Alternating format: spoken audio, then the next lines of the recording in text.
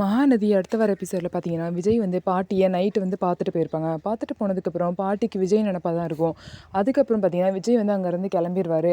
விஜய் இங்கே இருக்கதாவே பாட்டி நினச்சிட்ருக்காங்க. அவங்க இல்லை அப்படின்னு தெரிஞ்சதுக்கப்புறம் பாட்டிக்கு பிபி வந்து அதிகமாகி ரொம்பவே கொஞ்சம் சீரியஸ் ஆகிடுவாங்க.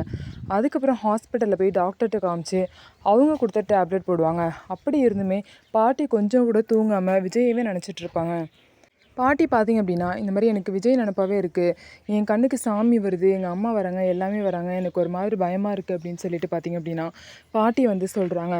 இதெல்லாம் கேள்விப்பட்டு விஜயும் காவேரியும் பாட்டியை பார்க்குறதுக்காக வந்திருப்பாங்க. பாட்டியை பார்த்துட்டு என்னாச்சு பாட்டி அப்படின்னு சொல்லிட்டு காவேரி வந்து கேட்கும்போது, ஒன்னால தான் எல்லாம், நீ என்னை தொடாத அப்படின்னு சொல்லுவாங்க. அதுக்கப்புறம் விஜய், நீ என் கூடயே இரு விஜய், நீ இருந்தால் தான் எனக்கு எந்த பிரச்சனையும் வராது. என் கண்ணுக்கு எங்கள் அம்மா சாமியெல்லாம் தெரியுறாங்க, எனக்கு ரொம்ப பயமாக இருக்குது, நீ என் கூடயே இரு அப்படின்னு சொல்லிட்டு விஜய் வந்து பாட்டி சொல்கிறாங்க.